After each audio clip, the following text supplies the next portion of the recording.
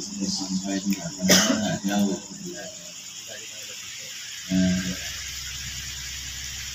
Jadi yang mudah-mudahan kedepannya bisa lebih sering lagi datang ke sini, karena seluruh suku itu namanya rumah Abuya. Begitu juga para jamaah kalau bisa di mana itu ada luang, ada waktu, kita sama-sama menghadiri. Jadi tadi pagi saya pergi ke guru kita, Pak Miswan, bilang saya tidak juga datang ke sana, tapi di sana ada pelaku yang mengisi. Ternyata walaupun ada pelaku, insya Allah akan datang. Tujuan kita untuk aktif seribe. Tapi tadi di rumah, tulang ada nggak sesuatu rumah, tapi orang agak paham sedikit. Di rumah anak tadi ada saya janji, tidak ada janjinya, jadinya menjadi saja. Tinggal ya sendiri, ada Allah yang menjadi. Hadirin hadirat rahmati Allah Subhanahu. Jadi kita telah mendengar bahwa judul makalah pada malam ini yaitu kegalauan yang terjadi di Aceh. Sebagaimana dimaklumi bahwa ajaran yang diangkat dalam memahami ihsan yaitu tasawuf dan kesufian, kebanyakan di antara kita belum dapat memahami dengan baik. Nah, ini yang dapat di Aceh, tentu-tentu yang setikal maka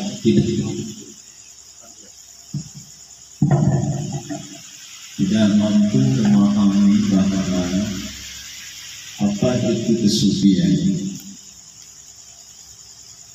Jadi di pesantren Abuya pernah sering mengatakan bahwa ilmu tasawuf menurut orang pesantren itu adalah tasawuf akhlak. Adapun tasawuf yang dibaca di pesantren itu condong kepada akal. Karena ada namanya guru ini, ada guru ta'adib, ada guru taklim, ada guru tarbiyah, ada untuk mendidik kepada anak. Ini namanya untuk penyampaian kita kepada Allah. Jadi kalau guru taklim, guru ini hanya mampu memberikan ilmu kepada muridnya, tapi tidak dapat mendorong muridnya itu untuk beramal. Ada guru taklim, guru yang hanya mampu memberikan kepada muridnya itu adalah sebuah adab. Apa itu adab? Nama lain daripada adab, istilah Arabia adalah khidmat. Tapi tidak mampu memberikan akhlak yang mulia, karena akhlak mulia ini berasal daripada tarbiyah, guru tarbiyah namanya. Ini yang banyak dipelajari oleh ulama-ulama ataupun tentu sekitar saya yang tidak mampu memahami apa sebenarnya yang diajarkan oleh Abuya. Karena di pesantren itu hanya sekedar bagaimana cara makan, bagaimana cara minum, bagaimana adab tidur, bagaimana adab masuk WC, bagaimana adab kita masuk ke masjid, bagaimana adab kita dalam berwudu, bagaimana adab kita dalam sembahyang, bagaimana adab kita terhadap sesama.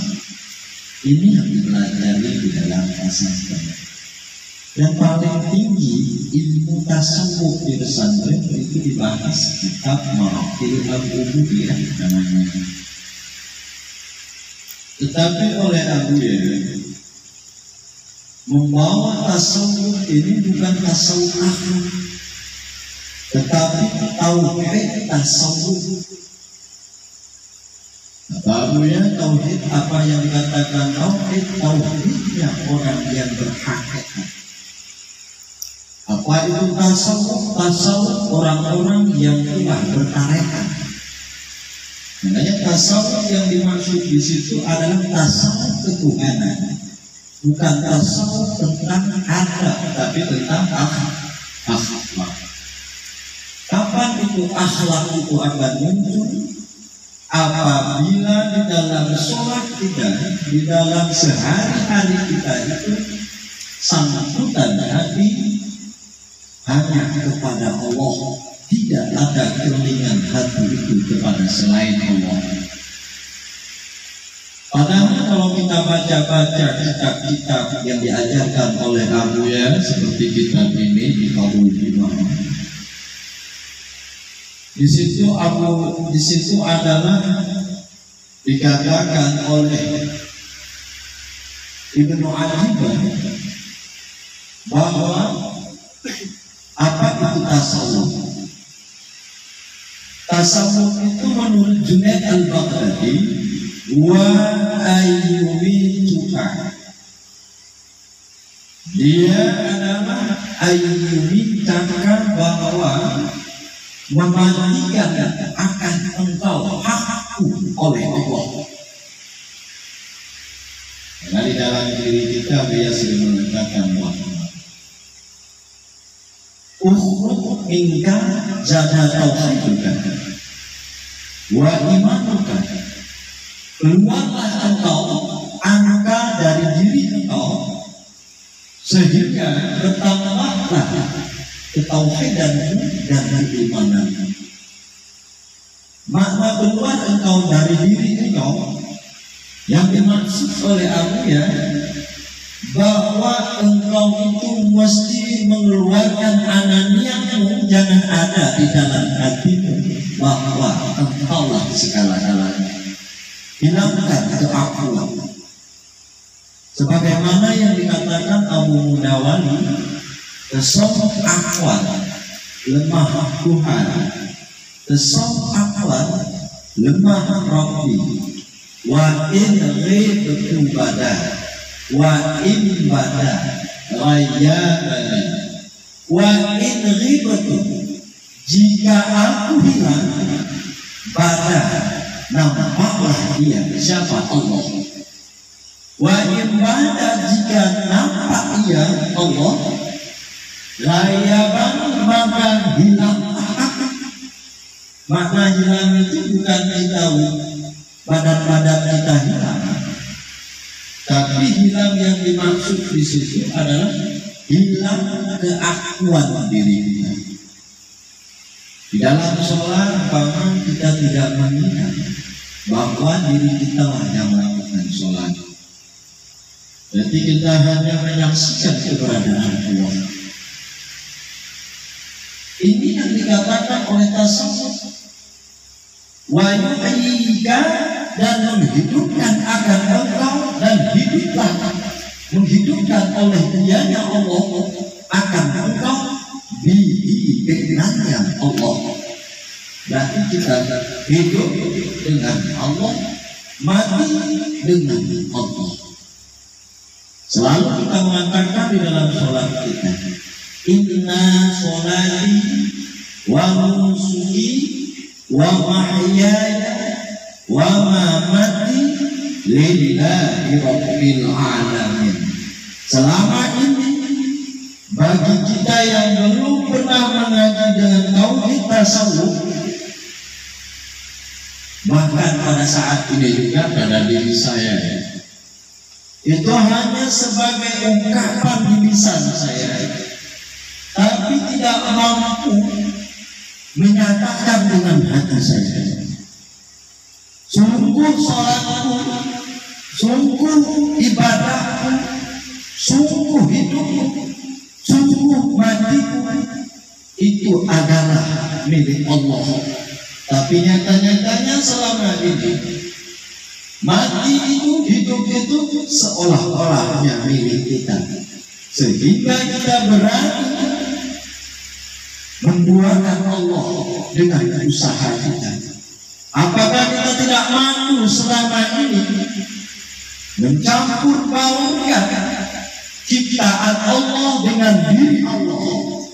Kita menduakan Allah dengan ciptaannya di dalam sholat kita. Itulah dilema pada saat ini. Di dalam kita sholat ini ibu-ibu sering terjadi. Dalam sholatnya Allahu Akbar, Allah Maha Besar, tapi di dalam terlingan hatinya, ini jemuran saya ini kena hujan. Kalah Allah dengan jemuran. Begitu bejaknya kita sebagai hamba yang mengaku kita ini adalah sebagai hamba, tapi tidak dapat menghambakan diri di hadapan Allah. Selama ini kita itu hanya bermain-main dengan Allah.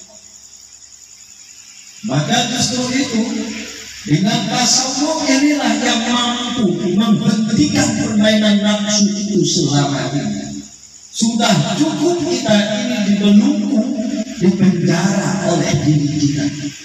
Sebenarnya bukan alam yang memenjarakan kita, bukan harta yang memenjarakan kita, tapi nafsu yang bersarang di dalam hati kita, yang merusak pemikiran akal kita.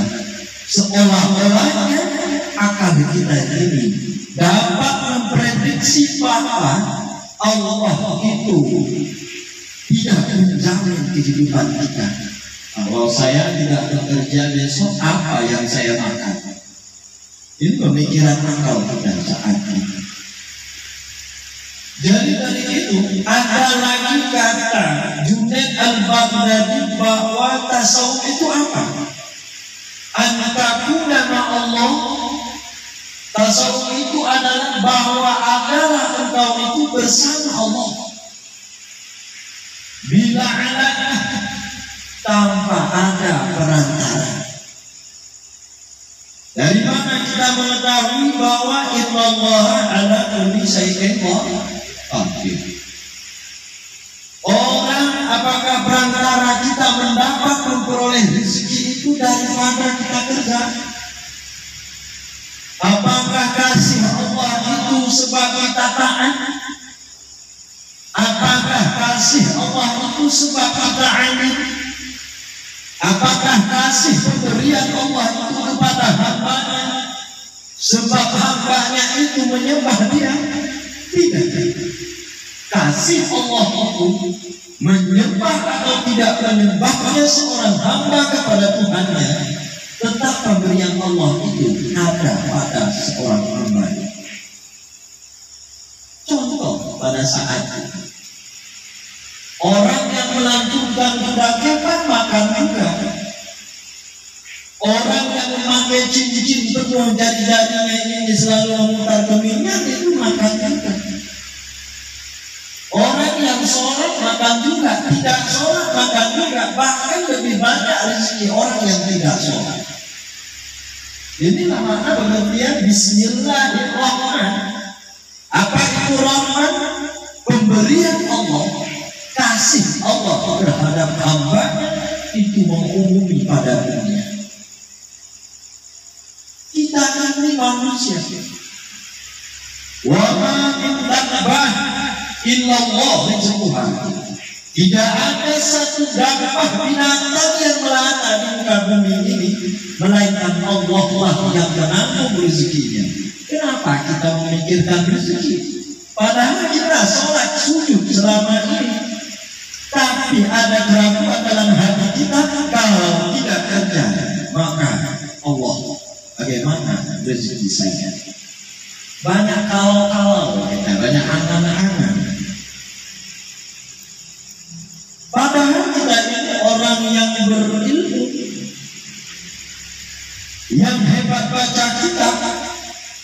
Banyak kawan-kawan saya di Darussalam yang tamat kelas 7 mengajar 3 tahun, tidak ikut dengan abdia. Ujung-ujungnya di tiap masjid ada di situ orang yang menjual ayam potong, menjual ayam potong. Orang tangan-tangan sekarang sudah pindah. Padahal dia itu punya ilmu, dia membaca kitab mahali juga, dia membaca kitab yang usul, hadis dia baca, tafsir dia baca, tapi ilmu itu hanya duduk pada akal, tidak duduk pada hati, sehingga dia tidak dapat merasakan keberadaan Allah. Saat ini kita semua mengenal Allah itu ada. Saat ini semua terkutuk, bahkan detail saya mengetahui bahwa ada Allah. Tapi yang tidak saya terima pada saat ini, ulama-ulama terkutuk yang keluaran pesantren yang ketika saya mengaji dan seumuran saya mudahnya mengatakan ajaran tauhid tasawuf sesat. Karena mereka itu mempunyai akal sejuta. Itu kata Imam Al-As'ari. Kalau seandainya orang itu masih menyalahkan, mengkafir-kafirkan, berarti akalnya itu adalah sejengkal. Sejengkal akalnya. Hanya membatasi akalnya itu dengan ilmu yang dipelajari di pesantren. Padahal ilmu Allah itu melampau. Yang mana di dalam kitab Ghabul Himam ini salah satunya tasawuf itu apa? Dianya tasawuf akhlakul qaribah, adalah akhlak yang mulia. Apa itu akhlak yang mulia? Adalah keyakinan tidak pernah bersusun kepada orang, tidak pernah buruk sangka kepada Allah, tidak pernah buruk sangka kepada sesama makhluk. Selama ini siapa yang melakukan sholat tapi dia ragu terhadap rezeki? Apa itu akhlak yang mulia? Setiap malam tahajud 11 rakaat kadang-kadang. Setiap waktu sholat 5 waktu, sujudnya itu luar biasa, rukuknya itu luar biasa, sholatnya itu bacaannya sangat fasihah. Apalagi bila jadi imam. Kalau jadi imam itu ayatnya kalau bisa Al-Baqarah habis. Kalau sholat sendiri puluh terlalu panjang. Nah, ini pada diri saya. Itu kalau di tempat orang itu kusuk-kusuk diri. Nah, kalau bisa airnya itu pun agak dalam sedikit hidup. Alhamdulillah. Nah, supaya ada menjadi pandangan manusia. Itu adalah tasawuf. Akhlakul karimah, zaharat yang muncul akhlak karimah, akhlak mulia itu di zamanil karim ma'a qaumil karim. Yang muncul, yang keluar akhlak mulia itu pada zaman yang mulia beserta kaum yang mulia. Saat ini zaman mulianya zaman Abuya. Kaum yang mulia itu adalah Abuya menurut keyakinan kita, murid Abuya. Kalau keyakinan orang-orang yang lain yang benci sama MPTP ini, Abuya ini tetap akhlak ini. Sedikit Abuya mengatakan, saya dikenal di mana-mana. Ini bahasa Abuya. Saya dikenal di mana-mana, tanah saya di mana-mana, sampai ke Malaysia saya ini dikenal, bahkan sampai kepada Tunisia saya dikenal. Kata Abiyah, datang orang yang kotor hati. Ini adalah riya, menyampaikan sesuatu yang ada kelebihan pada dirinya. Saya dimuliakan di Malaysia, kata Abiyah. Ini orang tidak paham. Abiyah mengatakan saya dikenal di mana-mana. Maksud Abiyah supaya teman-temanku yang belum gabung dengan NPDT, yang belum dapat merasakan nikmat Allah daripada ilmunya, supaya mereka mendapatkan seperti Abiyah. Ini yang maksud Abiyah, bukan sombong, bukan riya. Riya itu di hati, bukan di mulut. Sombong itu di hati, bukan di mulut. Fa'amma bi'ni'mati rabbika fahadis. Adapun nikmat Tuhanku itu maka beritahu. Ini pernah kami dikatakan ini waktu kami ngaji, waktu itu niat masih Balai Sabi Rasyad Darussalam saat itu masih kecil. Niat masih ikut juga ngaji di sana. Dia mengatakan seperti itu. Saya ini pergi ke Malaysia, di Tanjung, di sana. Lalu dia mengatakan, apa? Itu bukankah sombong?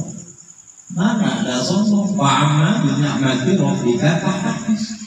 Adapun dengan nikmat Tuhan, maka beritahu kepada yang lain kegunaannya untuk syukur kita. Jadi ma'a kaumil kiram beserta kaum yang mulia siapa? Abiyah. Junaid al-Baghdadi mengatakan lagi, apa itu tasawuf? Anna tamliku, bahwa tasawuf itu tidak mempermiliki oleh engkau syai'an akan alam ini. Aku yang mobil banyak, uang banyak, tanah berapa yang diwakafkan di Nagan Raya, khususnya di Darul Makmur, itu Abiyah tidak mempermiliki. Begitu orang menyerahkan pada Abiyah serahkan kepada kalangan umum. Itu adalah tasawuf, itu akhlak Abiyah. Walam yamlika syai'un, dan tidak mempermiliki akan engkau oleh sesuatu. Orang tasawuf itu tidak dapat dipengaruhi oleh alam ini, hatinya. Itu tasawuf. Abiyah, berapa uang habis terus. Kita undang Abiyah ke sini sebulan sekali. Kita kasih amplop Abiyah 10 juta. Sampai Tauhid Irfani langsung kepada tiap pembangunan. Tidak ada dihitung-hitung uang. Beda dengan kita. Kita uang 100.000 bagi Bapak orang 100.000 itu 3 kali hitung. Beli rokok tinggal sekian hitung, masukkan kantong. Nanti bagi WC kita gantung di situ. Pulang dari WC, apakah sudah diambil anak hitung lagi? Ambilnya uang 100 juta nggak dihitung-hitung. Ini tasawuf. Ini yang kita ceritakan ini hal Abiyah, bukan tasawufnya. Berarti tasawuf itu adalah Abiyah, bukan siapa-siapa. Ada lagi yang disebutkan di situ, tasawuf itu adalah tidak dapat dimiliki, tidak dapat dinaungi oleh langit, dan tidak dapat ditampung oleh bumi. Itu tasawuf. Berarti banyak tasawuf. Di sini definisi tasawuf kata Junaid al-Baghdadi lebih daripada 2.000 takrib, bukan satu. Ini apa? Dua dia yang itu Allah itu dan musyrik ini. Jadi kita mengajinya berapa tahun? Kalau ada orang menyesatkan Abiyah ini, menyalahkan ajaran ini, tanya sama dia berapa hadis yang kau apa? Kalau dia masih menjawab 1.000 hadis, apakah 1.000 hadis itu Rasulullah selama hidupnya berkata? Apakah yang 1.000 itu Rasulullah itu hadisnya saja? Berapa Al-Quran kau hafal? 30 juz. Apakah yang 30 juz itu aja kalam Allah? Masih ada hadis diskusi.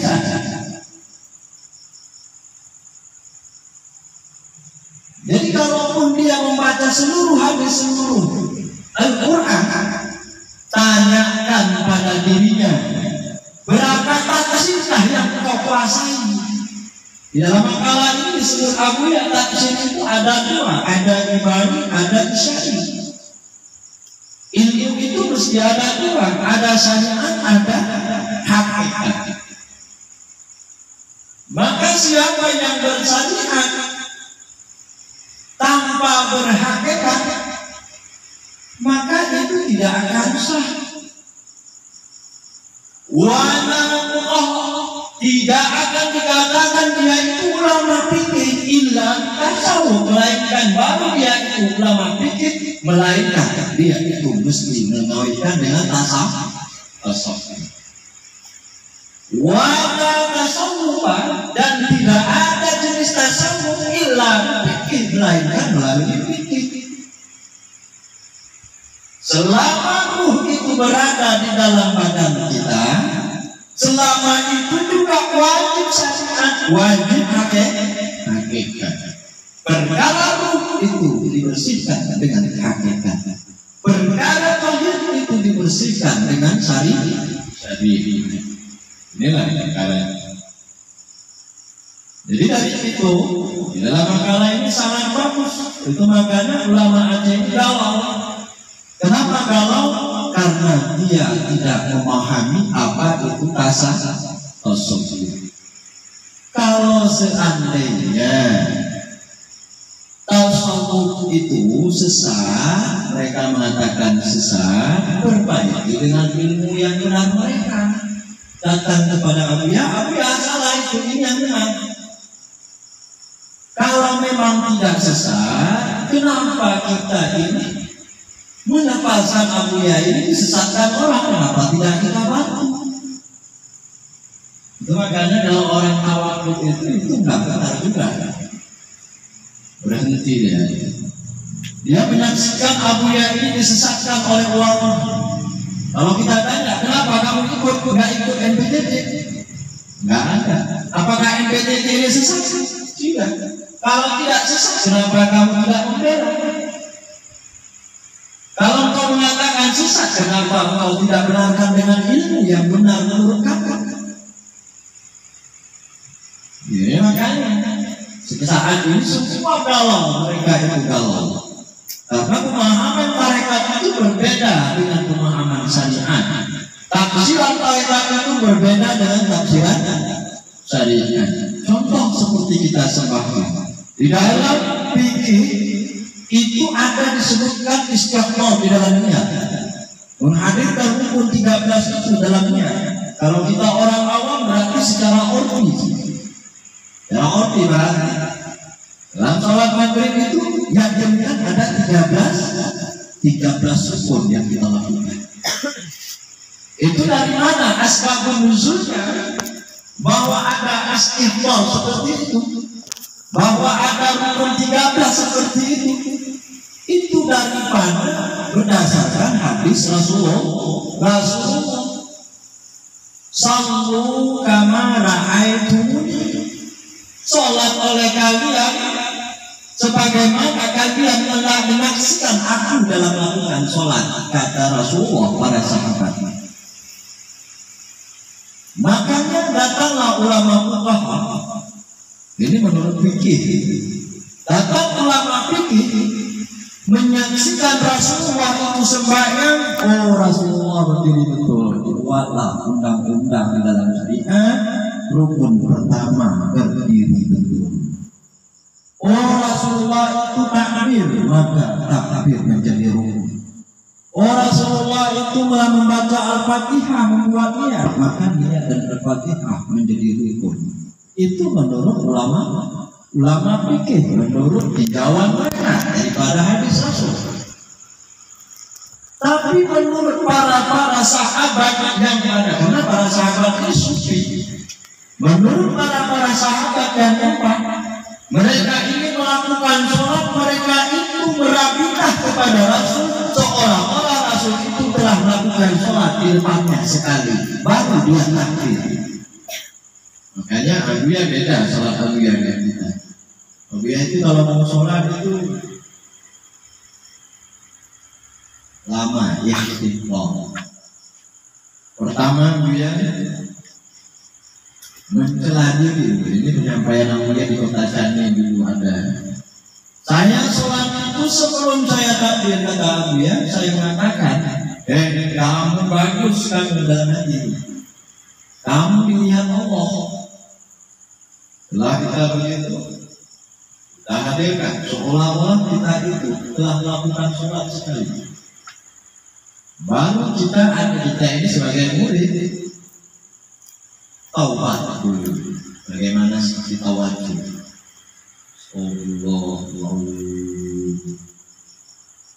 Bagaimana salat taubat? Istighfar. Kapan istighfar itu menjadi syarat, menjadi rukun taubat? Mesti ada doa. Di samping kita mengucap istighfar, Astaghfirullahaladzim, alladzi la ilaha illa huwal hayyul qayyum wa atubu ilaih. Hati itu, ya Allah, aku ini ahli manusia. Ya Allah, saya berjanji tidak kembali kepada maksiat. Itu baru satu istighfar dan taubat. Setelah itu kita membayangkan diri kita itu telah meninggal menjadi buta dari mayat, supaya mungkin rasa bersalah itu semakin bertambah takwa dalam salat. Bayangkan kita dimandikan sampai dikuburkan.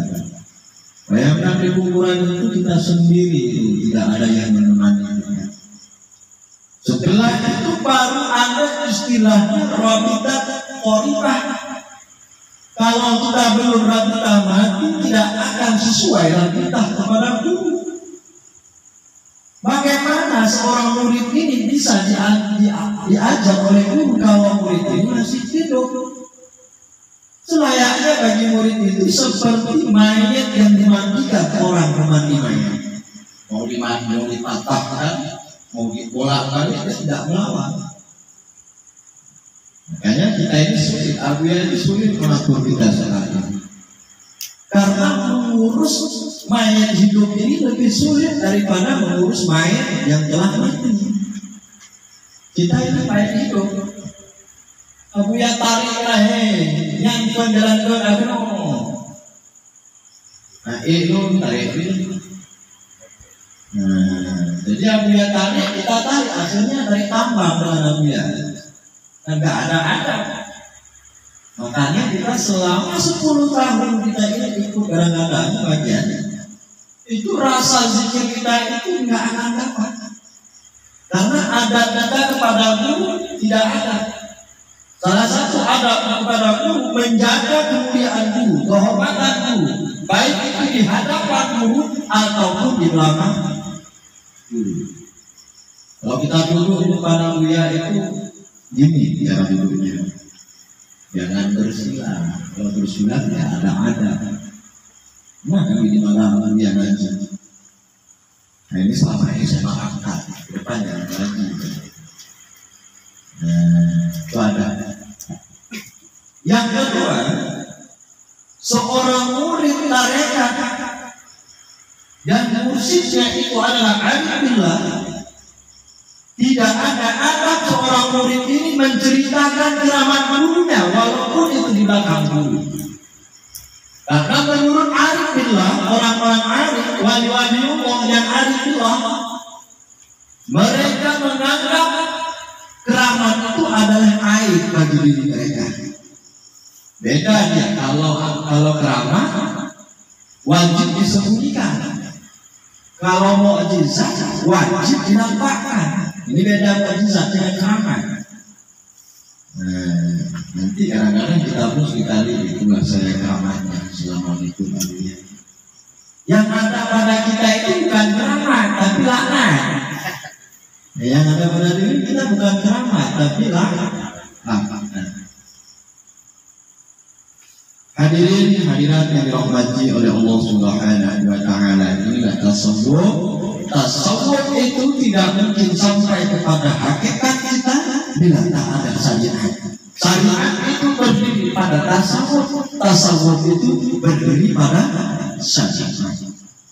Karena tidak ada orang yang bertasawuf, tidak ada orang arif billah terkecuali melainkan daripada jalur Ahlus Sunnah wal Jamaah. Apa itu Ahlus Sunnah wal Jamaah? Yang dikatakan Ahlus Sunnah wal Jamaah berpikirkan al-Maturidiyah, beriktikad dan bertauhid adalah al-Asy'ariyah, bertasawufkan menurut jalur Imam Junaid al-Baghdadi. Makanya kalau hanya orang berhenti di dalam pada al-Asy'ariyah, hanya di tingkat tauhid darah, mereka itu tidak akan paham dengan tauhid tasawuf.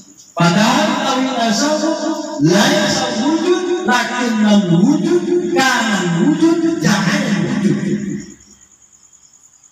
Tidak ada yang ada melainkan yang mengadakan yang telah ada. Siapa itu adalah Allah. Kita ini tidak ada. Makanya filsafat yang dibawa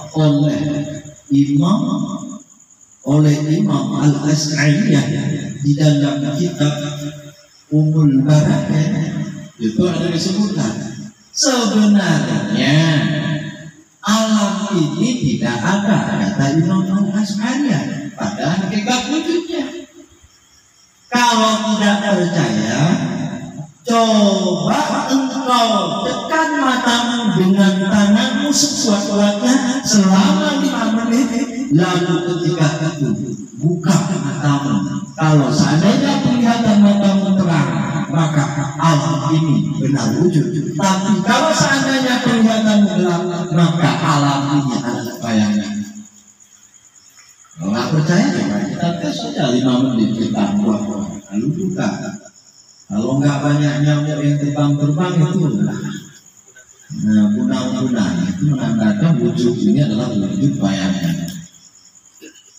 Lalu dalam makalah ini sangat hebat.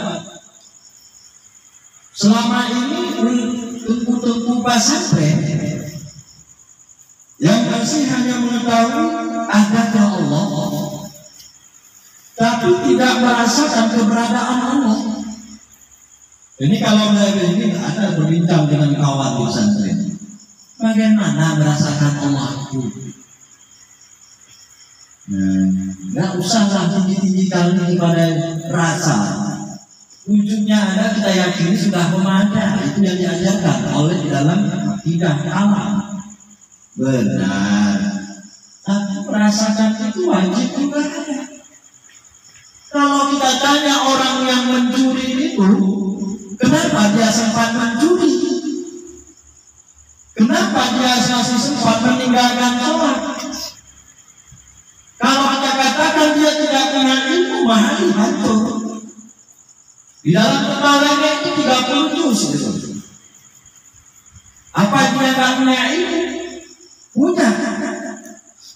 Kalau dia punya ilmu, apakah dia tidak tahu ada Tuhan, ada Allah? Ada. Mereka membaca wujud di gambar Tuhan.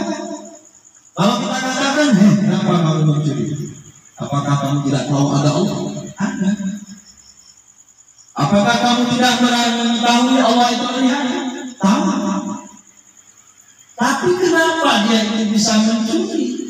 Karena Allah ketika itu tidak nampak pada batinnya. Itu makanya dia mengetahui adanya Allah, tapi belum dapat merasakan keberadaan Allah. Itu makanya banyak manusia.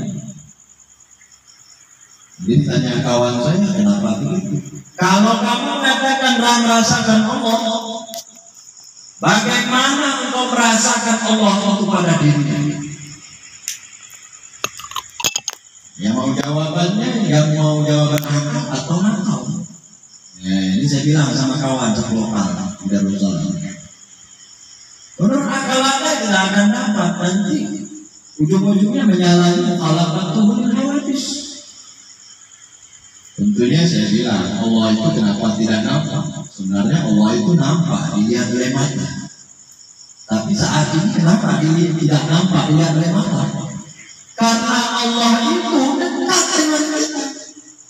Allah itu lebih dekat daripada uratnya.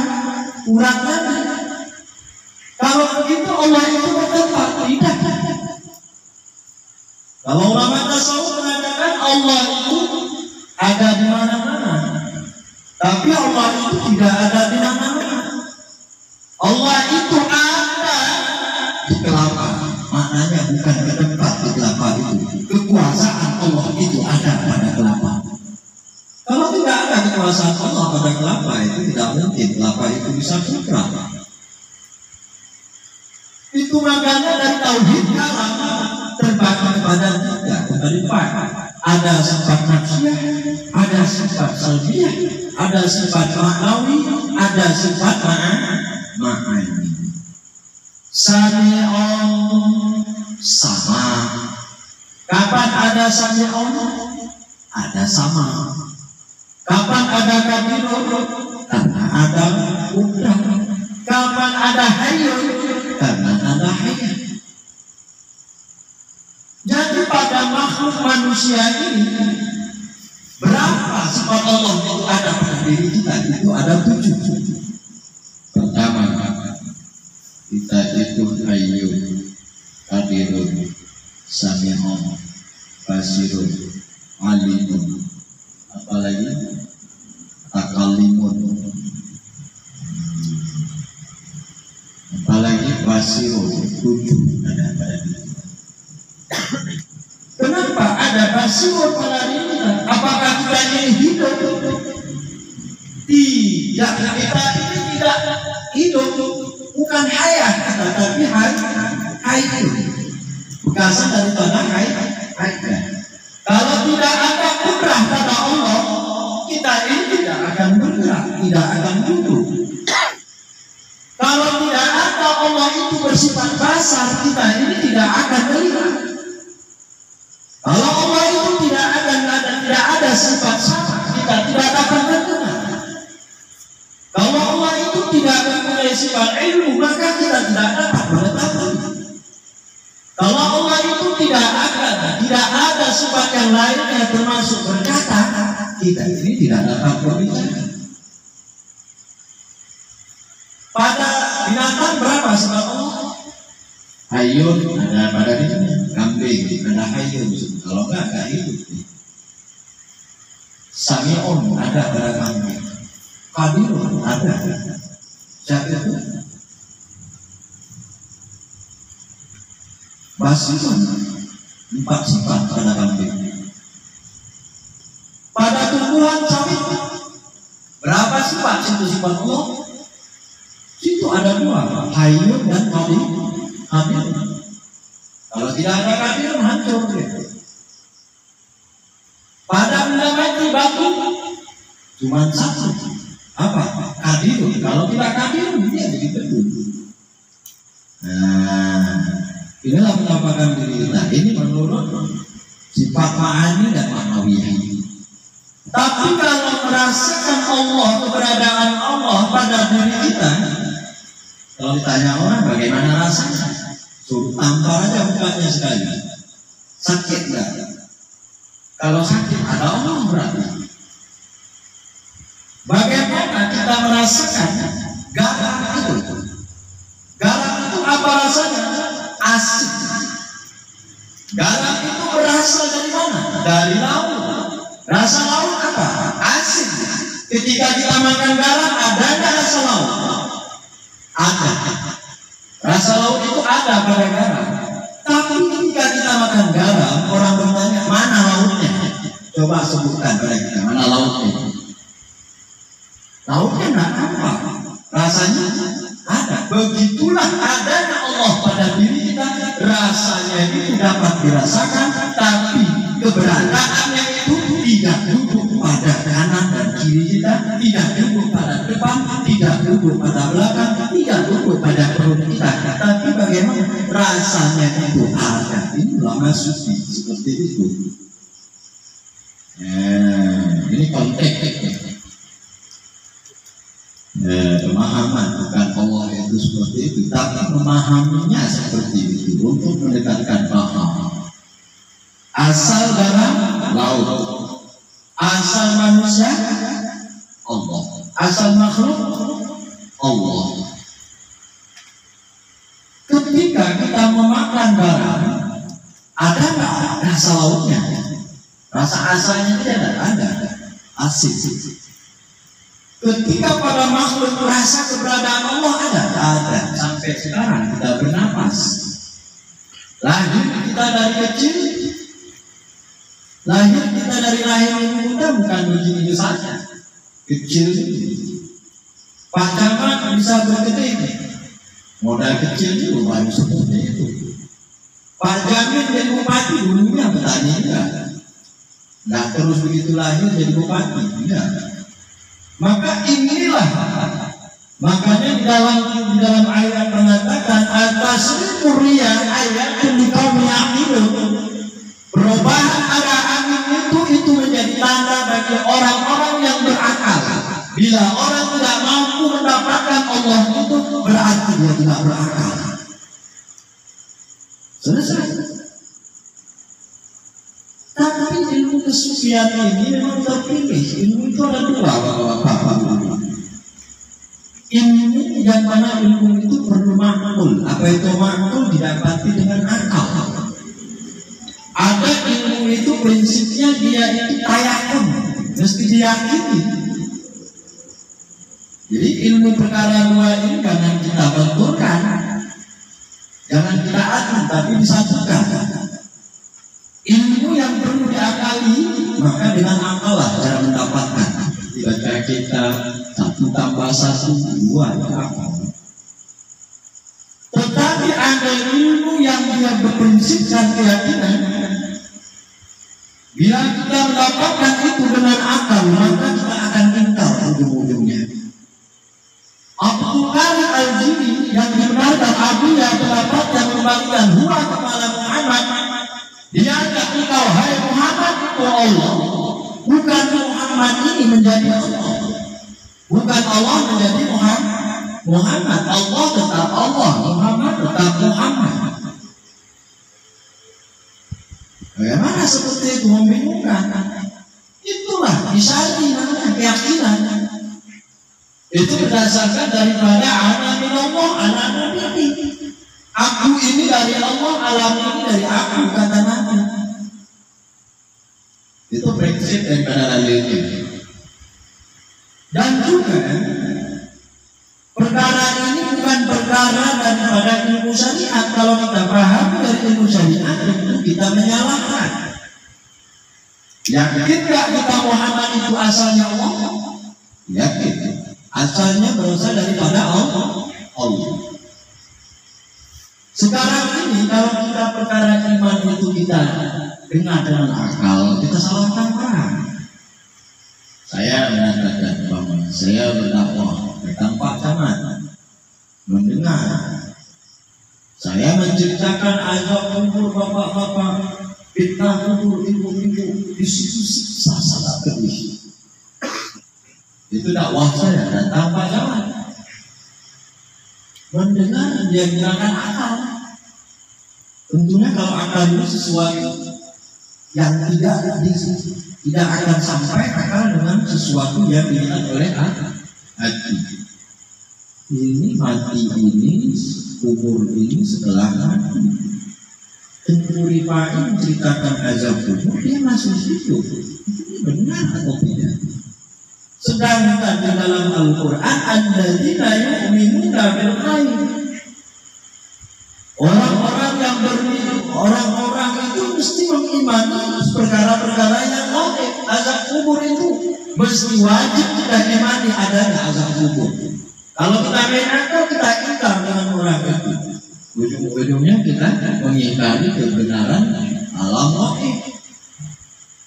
Ini maksudnya. Sebenarnya kita ini mesti bagus sangka kepada guru, bagus sangka kepada pendapat-pendapat Abuya Abdul Malik Al-Jili Insya. Jadi menuntut ilmu itu kalau tanggung-tanggung seperti itu tidak akan menyalahkan orang yang mengetahui sesuatu yang disampaikan orang. Kenapa menyalahkan? Karena belum tahu. Inilah prinsip tauhid tasawuf. Memang bapak-bapak ibu bersemangatlah karena tasawuf itu atau ulama as-sufi al-ardi. Ulama sufi itu ibaratkan bumi, ibaratkan tanah. Yurah alaihi kullu kabeh, dilemparkan ke atas bumi itu seluruh yang jelek-jelek. Buktinya kita sekarang ini juga begitu. Kita sekarang ini maka buang hajat kemana? Atas bumi. Kita juga apa? Bumi. Kita kontrol apa? Bumi. Tapi bumi pernah membalas dengan yang jelek.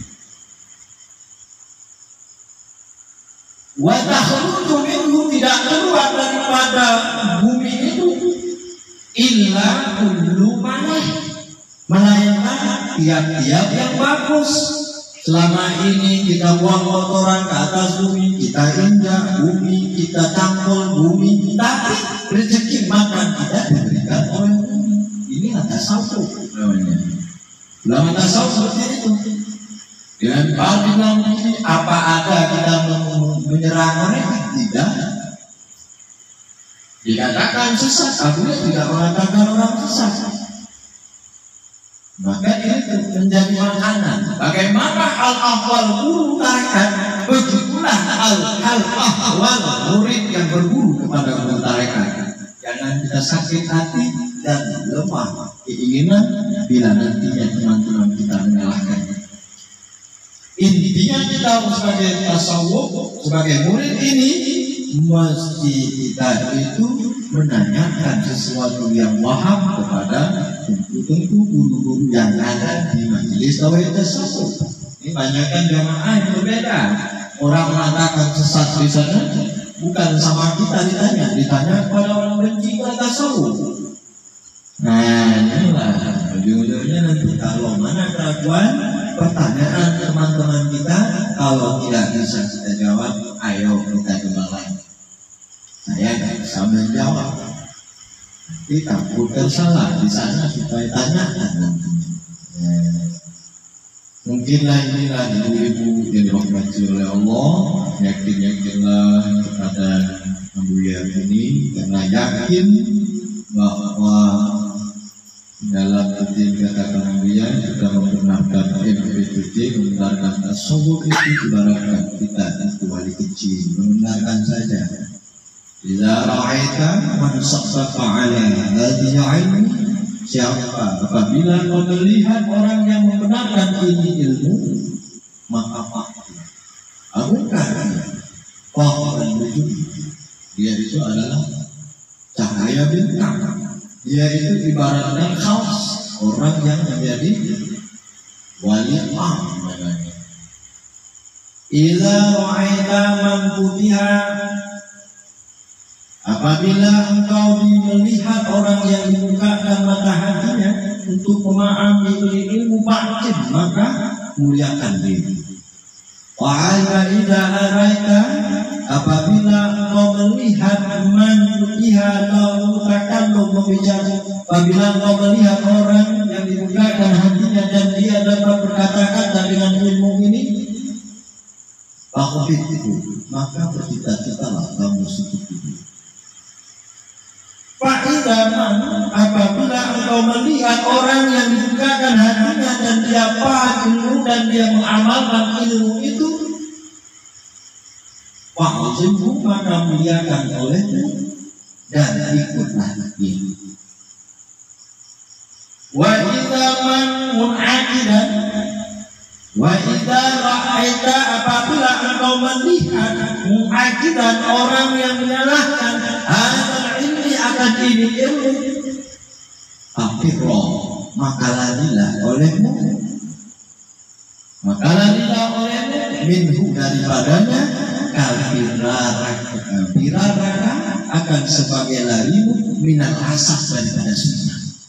Lari. Orang bilang sesat lari jauh ini. Jauh ini bukan alasannya kita benci, tapi nanti ditakuti kita juga tertanam kebencian dari kita kepada masuk itu. Kalau seandainya engkau itu dekat ke Mahmubah, maka hijrah olehmu. Ini saking bahayanya orang menjelek-jelekkan ilmu ini. Kalau seandainya kita sedikit dengan dia orang membenci ilmu ini, hijrah. Tidak. Nah, ini alasannya disebut ulama ini di sini bagaimana? Kenapa? Saking bahayanya orang yang menjelek-jelekkan, yang mesakkan ilmu. Mungkin sekianlah yang akan saya sampaikan.